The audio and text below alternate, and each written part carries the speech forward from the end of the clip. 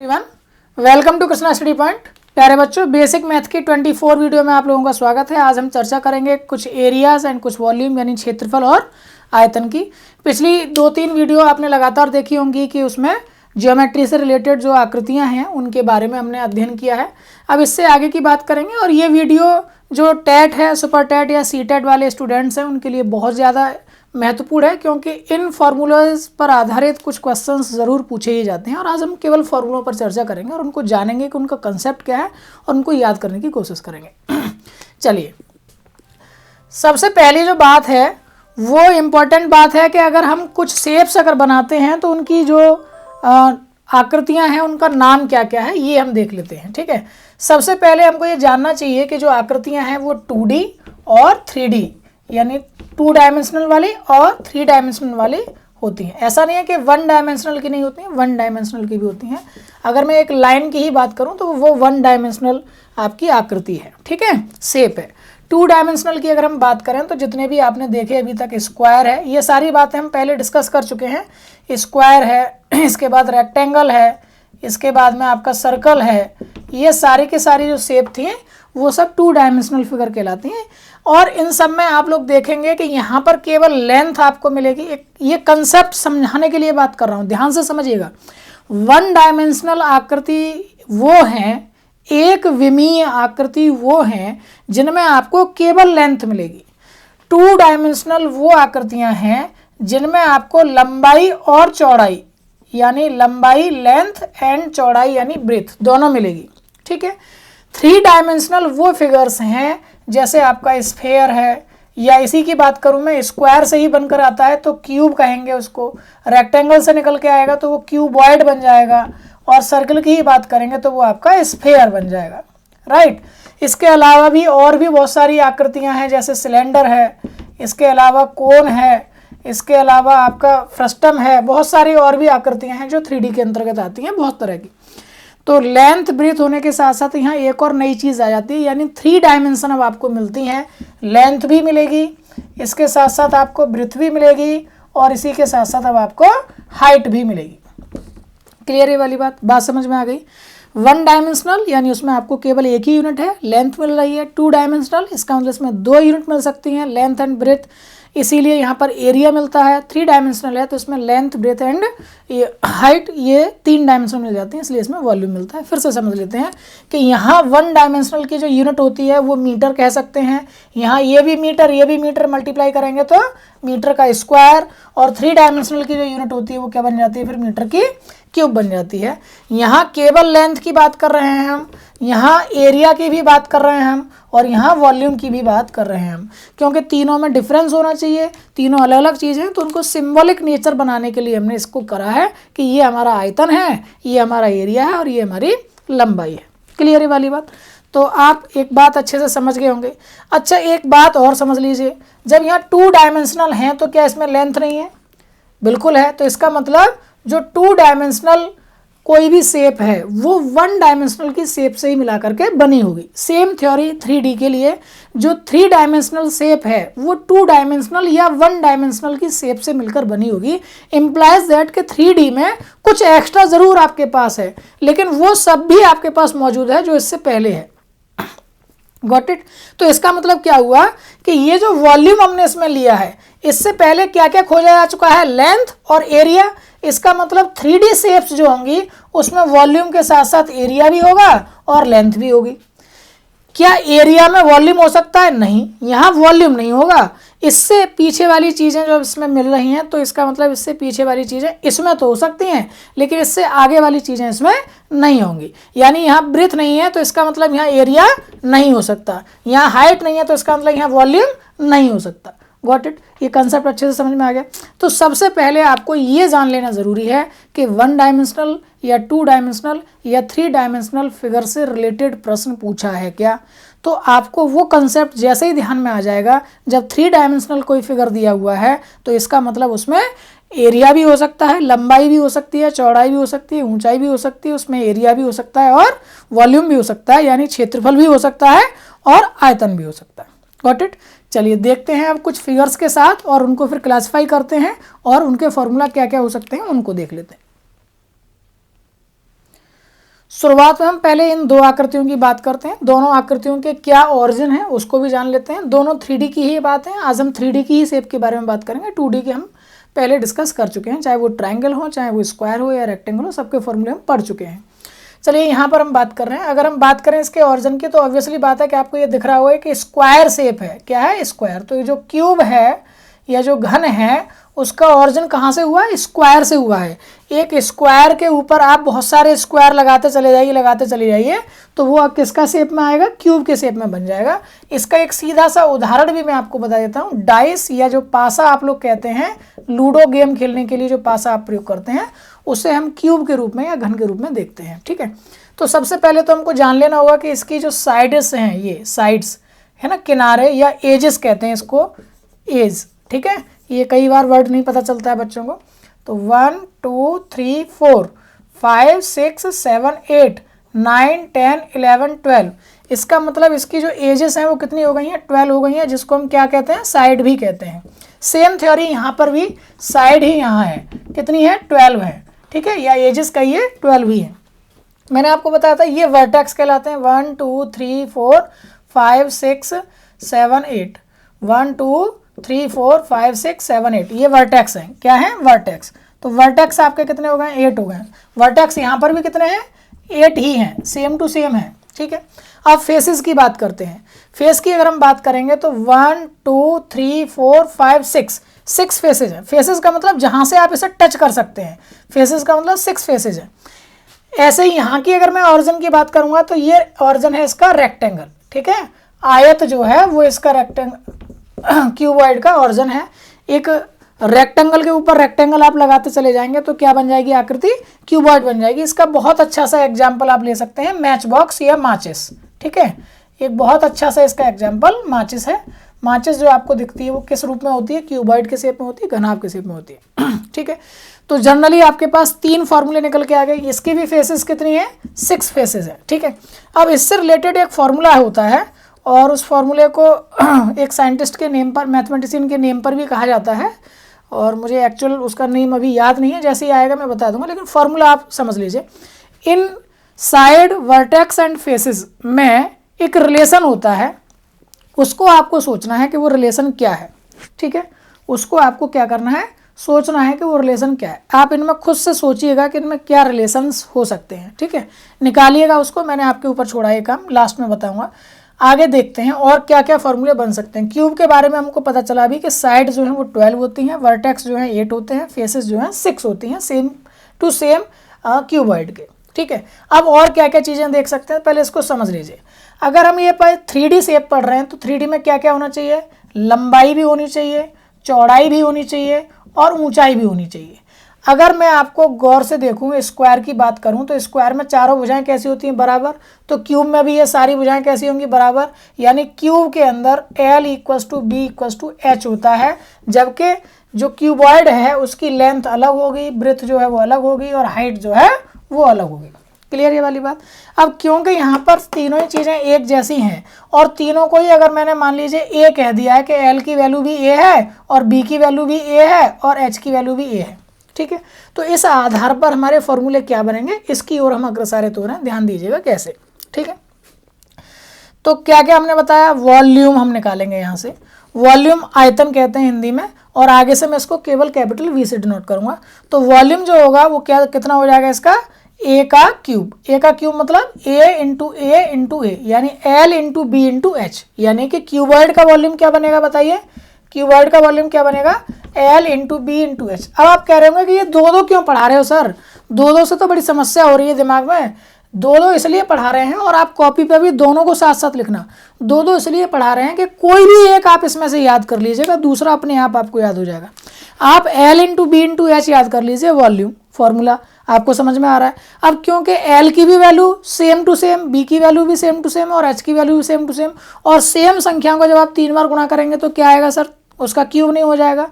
तो एक ही तो बात है, इसलिए दोनों साथ में लेकर के चल रहा हूँ। तो वॉल्यूम का फॉर्मूला अब आपको पता चल गया कि L × B × H होता है, यानी A क्यूब कहेंगे उसमें क्यूब में, या तो साइड उसकी A है। ठीक है, या X है तो X का क्यूब हो जाएगा, जैसे भी आपको मिलेगा। इसके बाद वॉल्यूम के बाद में अब आता है सरफेस एरिया। ठीक है, सरफेस एरिया या उसको कह सकते हैं हम टोटल सरफेस एरिया कहते हैं, संपूर्ण पृष्ठ कहते हैं हिंदी में। ठीक है, एक बार लिख रहा हूँ, आगे से नहीं लिखूंगा। संपूर्ण पृष्ठ, टोटल सरफेस एरिया, ये कितना होता है। अब पहले इसको समझ लो कि ये है क्या, टोटल सरफेस एरिया का क्या मतलब है, पहले इसको समझिए। मैं सपोज कीजिए कि मैंने रेक्टेंगल के रूप में एक ये डस्टर आपके सामने लिया है। आपको समझ में आ गया कि रेक्टेंगल की आकृति हो सकती है, इसमें लंबाई भी है, चौड़ाई भी है और ऊंचाई भी है। मैं समझाने का प्रयास कर रहा हूँ कि संपूर्ण पृष्ठ क्या है। संपूर्ण पृष्ठ का मतलब जहाँ जहाँ मैं इसको टच कर सकता हूँ, यानी फेसेज उसकी। तो ये फेस, ये फेस, ये फेस, ये फेस, कितनी फेसेस थी टोटल? 6। तो उन 6 का एरिया मुझे पता करना है।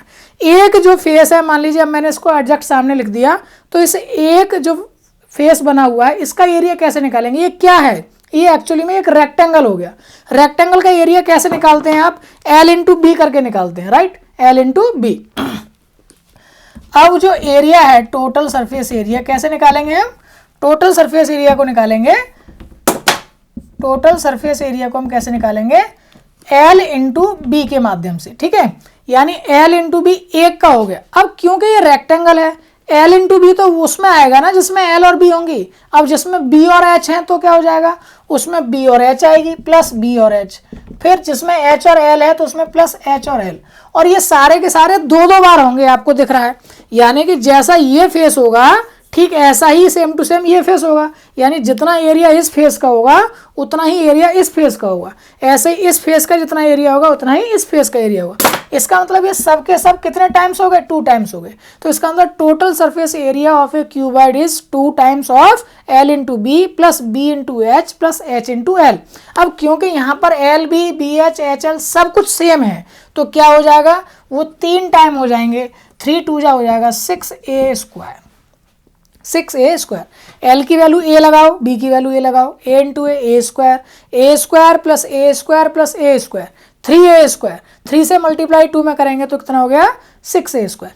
तो क्यूब का टोटल सरफेस एरिया होता है 6a स्क्वायर, जबकि क्यूबॉइड का टोटल सरफेस एरिया होगा 2 times of LB plus BH plus HL। ठीक है, इसी तरीके से आप पढ़िएगा। जहां आपके समझ में ना आए वीडियो को एक और बार प्ले कर लीजिए, सब कुछ आपके हाथ में है। जो संसाधन आपके पास है उनका अच्छा प्रयोग कीजिए। इसके बाद आता है एक lateral surface area. Lateral surface area short में लिख दिया मैंने, हिंदी में भी लिख देता हूं उसका पार्श्व क्षेत्रफल। ठीक है, या कभी कभी बहुत अच्छे से लिख देता है चारों दीवारों का क्षेत्रफल केवल। ठीक है, तब उसका क्षेत्रफल आप कैसे निकालेंगे इस बात को समझिए, ध्यान से समझिए। एक कमरा जो आपका बना हुआ है, अगर उसकी लंबाई चौड़ाई ऊंचाई बराबर है तो वो भी कैसा होगा? एक क्यूब के टाइप का होगा, एक घन के प्रकार का होगा। तो चारों दीवारों का क्षेत्रफल का क्या मतलब हो गया? उसमें ना तो छत आएगी और ना ही फर्श आएगा। यानी ना तो ये वाला एरिया लेना है और ना ये एरिया लेना है। इसका मतलब ये 2 एरिया खत्म हो गए, यानी 2a स्क्वायर कम हो गया। तो कितना बच गया? 4a square. कितना बच गया? 4a square. तो लेटरल सरफेस एरिया जो होता है वो कितना होता है? 4a square. अच्छा, यहां से कैसे करेंगे? यहां से भी जो L इंटू बी है वही L इंटू बी हट जाएगा, तो L इंटू बी को हटा दीजिए, कितना बचेगा? अगर लेटरल सरफेस एरिया LSA की बात अगर हम करेंगे क्यूबॉइड में तो कितना हो जाएगा? 2 टाइम्स तो रहेगा, L भी खत्म, कौन कौन बचा? BH बचा प्लस HL बचा। तो एक बात ध्यान से देखिए कि H कॉमन आ सकता है क्या? हाँ, आ सकता है। तो 2 times of L plus B और बाहर जो H कॉमन था वही आ गया। तो ये फॉर्मूला आपका बन गया क्यूबॉइड के लिए। LSA लेटरल सरफेस एरिया या चारों दीवारों का क्षेत्रफल या पार्श्व क्षेत्रफल जो हो गया, पार्श्व मतलब साइड से, तो साइड का जो क्षेत्रफल हो गया वो कितना हो गया? 2 times of L plus B, यानी लंबाई और चौड़ाई को जोड़ेंगे और फिर किसका गुणा कर देंगे? हाइट से गुणा कर देंगे। क्लियर है वाली बात समझ में आ गई है? वॉल्यूम समझ में आ गया, TSA समझ में आ गया, LSA समझ में आ गया, साइड समझ में आ गई, वर्टेक्स समझ में आ गए, फेसेस समझ में आ गए। इससे रिलेटेड जो क्वेश्चंस होंगे वो जब मैं प्रैक्टिस कराऊंगा तभी करेंगे हम, क्वेश्चंस को यहाँ नहीं देखेंगे वरना वीडियो काफ़ी लंबा हो जाएगा। नेक्स्ट आकृति को देख लेते हैं। चलिए, 2 और आकृतियां हमारे सामने हैं। एक है सिलेंडर, हिंदी में कहते हैं बेलन, और दूसरा है कोन, उसको कहते हैं शंकु। ठीक है, चलिए इसमें कुछ बातें हैं उसको बहुत अच्छे से समझ लेते हैं।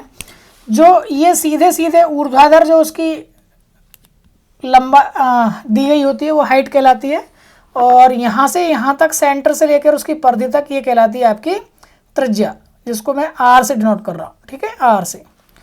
ठीक, इसी तरीके से कोण में अगर हम बात करें तो ये वाली जो ऊंचाई है ये h से डिनोट करते हैं हम, यहाँ से यहाँ तक ये r से डिनोट करते हैं। ठीक है, अच्छे से इसको बनाइएगा फिगर को। अब पहले हम इसका ओरिजिन जान लेते हैं, ये दोनों आकृतियाँ बनी कैसे हैं, ध्यान से समझिएगा।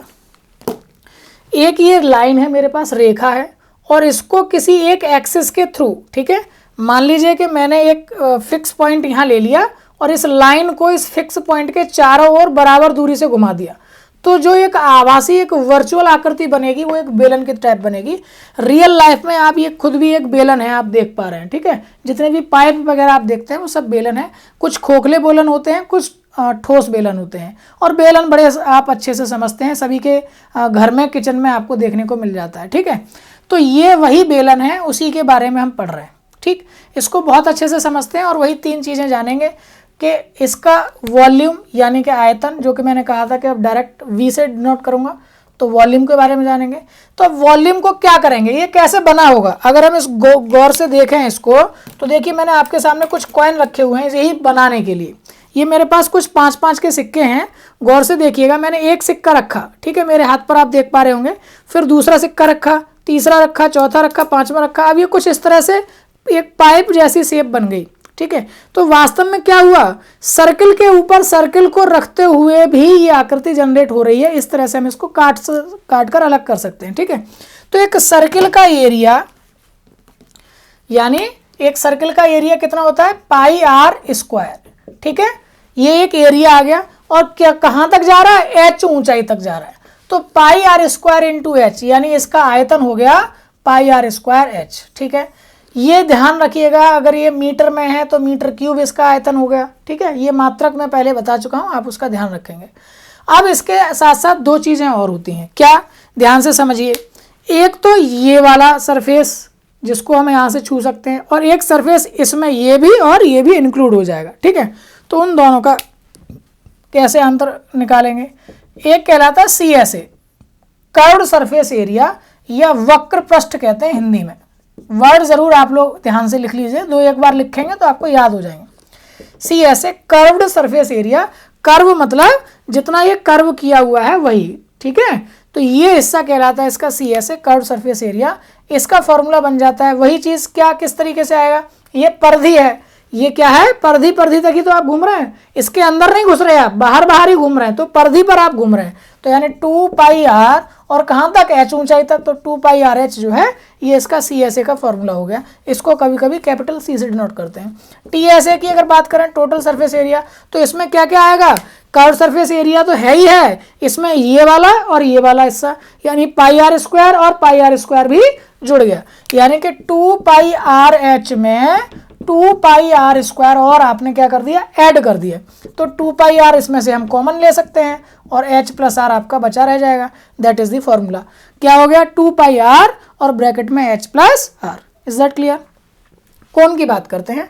कोण की अगर हम बात करेंगे तो इसमें आपको वॉल्यूम दिख रहा है, और इसी के साथ साथ एक और स्लैंट हाइट कहलाते हैं इसको, त्रियक ऊंचाई, एल कहते हैं इसको। क्या कहते हैं इसको, स्लैंट हाइट, झुकी हुई हाइट, या त्रियक ऊंचाई कहते हैं। अब आपको अपने आप दिख रहा होगा कि स्लैंट हाइट को अगर मैं कर्ड मान लूं तो एक तरीके से एक राइट एंगल ट्राइंगल बन रहा है, जिसमें हम पाइथागोरस थ्योरम लगा सकते हैं। तो यहाँ एल स्क्वायर बराबर क्या हो जाएगा, H square plus R square. ये पाइथागोरस थ्योरम से आपने पढ़ा, टेक्नोमेट्री की वीडियोस को देख लीजिए, एक अलग से प्लेलिस्ट बनाई हुई है। तो यहाँ से वॉल्यूम क्या हो जाएगा, वो हो जाएगा आपका पाई आर स्क्वायर एच, लेकिन उसका कितना, 1/3।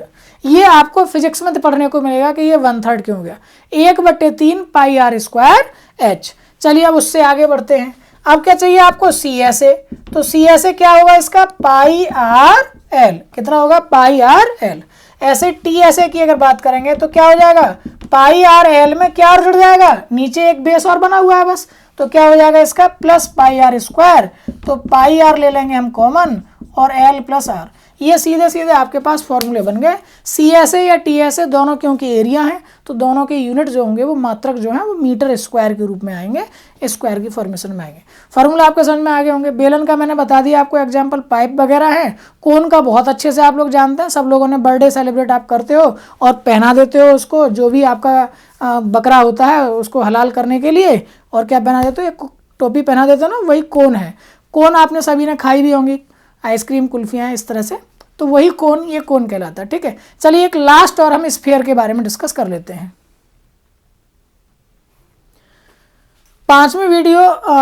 पांचवी आकृति आपके सामने लेके आना बहुत मुश्किल है, मैंने इसलिए डायरेक्ट बनाई नहीं, आपको पहले समझा दूं। स्फीयर यानी कि गोला। गोला वास्तव में जब हम इस 2 डायमेंशनल चीज़ पर बनाएंगे तो ऑब्वियसली बात है कि वो क्या आएगा, एक तरीके से सर्कल के रूप में ही दिखाई देगा। तो सर्कल और गोला लगभग एक जैसे दिखते हैं, लेकिन हम उसको इस तरीके से उसमें अंतर करते हुए दिखा देते हैं कि ये अलग है, गोला है। ठीक है, इसमें एक आर, ये भी आर, ये भी आर, जो कि लंबाई, चौड़ाई और ऊंचाई की हिसाब से है। आप एक बॉल का उदाहरण ले सकते हैं। जनरली हमको सामान्य रूप से एक बॉल जो व्यवहार में हम देखते हैं वो क्या है, एक गोला के रूप में है, एक उदाहरण आप उसका ले सकते हैं। ठीक है, आप लेंथ के रूप में या हाइट के रूप में या ब्रेथ के रूप में उसमें मेजर करेंगे तो सबकी सब जो डिस्टेंस है वो बराबर आएंगी, इसीलिए उनको हमने आर से त्रिज्या से डिनोट कर दिया। ठीक है, अब इसमें क्या क्या चीज़ें हो सकती हैं। आयतन, आयतन क्या होगा इसका, 4/3 पाई आर क्यूब। ये आर क्यूब कहाँ से आ रहा है, एक्चुअली में पाई आर स्क्वायर एच ही है, पाई आर स्क्वायर इंटू एच। वो एच भी कौन हो गया है, आर हो गया है, हाइट भी कितनी है, आर है, तो इसलिए पाई आर स्क्वायर इंटू आर। अब वो वास्तव में क्या बन गया फिर, आर स्क्वायर इंटू आर करेंगे तो आर का क्यूब, तो 4/3 पाई आर क्यूब। ठीक है, ये आपको समझ में आ गया। इसके बाद में वही C S A, 4 pi R square होता है, और टी एस की बात भी करें तो वो भी एक गोले में 4 पाई आर स्क्वायर होता है, सेम टू सेम होता है, क्योंकि वो क्लोज्ड कर्व्ड आकृति है, तो चाहे वो सी एस ए पूछ ले या टी एस ए पूछ ले, क्योंकि इसमें कोई अतिरिक्त चीज़ तो है नहीं गोले में, जितना आप उसे टच कर पा रहे हैं बाहर से वो सारा का सारा, तो ये दोनों सेम होते हैं। क्लियर, ये वाली बात समझ में आ गई। इसके अतिरिक्त अब क्या होता है कि अर्धगोला बन गया साहब, उसको काट दिया हमने। ऐसे ही बेलन है तो बेलन के ऊपर एक अर्धगोला लगा दिया, ऐसे ही कोन है, कोन के ऊपर हमने एक अर्धगोला लगा दिया, या कोन है उस कोन के ऊपर हमने एक बेलन बना दिया। इस तरीके से आकृतियों को जोड़ जोड़ करके सवाल पूछे जाते हैं। उसको मैंने बेसिक मैथ में नहीं लिया है, बेसिक में आप बेसिक्स सीख लीजिए। इसके अलावा ये जो सवाल जहाँ जहाँ जैसे जैसे आएंगे क्लासेस में वहाँ आपको देखने को मिलेंगे। तो ये आपको मेरे ख्याल से 5 आकृतियाँ अच्छे से आपके समझ में आ गई हैं, और आई होप कि अब आप इनसे रिलेटेड जो क्वेश्चंस हैं उनके बेसिक कंसेप्ट को ज़रूर आप ध्यान रखेंगे, समझ में आएगा आपको, और जो बेसिक बातें हैं उनको भी आप ध्यान रखेंगे। और एक बात ज़रूर आपके लिए मैं एक प्रश्न छोड़ रहा हूँ कि आपका चाहे वो बेलन हो, चाहे वो फिर आपका शंकु हो, और फिर चाहे आपका गोला हो, इन तीनों का आपने अब ये भी देखा कि बेलन का आयतन है पाई आर स्क्वायर एच, शंकु का आयतन है 1/3 पाई आर स्क्वायर एच, और जो गोला है उसका आयतन है 4/3 पाई आर क्यूब। इसको भी पाई आर स्क्वायर एच आप कह सकते हैं, जैसे मैंने अभी बताया। अगर सब कुछ सेम मान लिया जाए, सभी की आर और एच जो हैं वो बराबर हैं या 1 मान ली जाए, तो इनमें से कौन सबसे बड़ा है, किसका आयतन सबसे अधिक होता है, इस तरह से आपको एक प्रश्न कई बार पूछा जाता है कंपटीशन में। मैंने आपके लिए छोड़ दिया, एक जगह से आपको अपने आप उत्तर देना है कि क्या इसका आंसर हो सकता है। आई होप कि आपको वीडियो बहुत पसंद आई होगी, और लाइक और शेयर करना ना भूलें, दूसरे साथियों को भी बताएं, और यूं ही ढेर सारा प्यार कृष्णा स्टडी पॉइंट के साथ देते रहिए, बने रहिए हमारे साथ। मिलते हैं नेक्स्ट वीडियो में, तब तक के लिए जय हिंद।